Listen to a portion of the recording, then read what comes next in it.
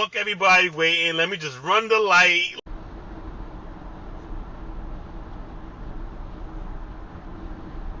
Whoa, what was that?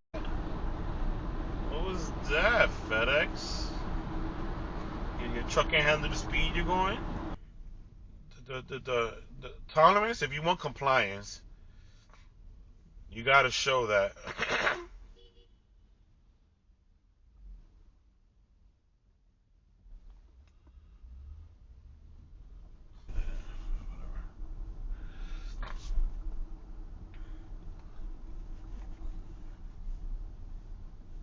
Like, this guy's merging. I'm actually letting him go through, and he's like flickering his light to let no, go ahead.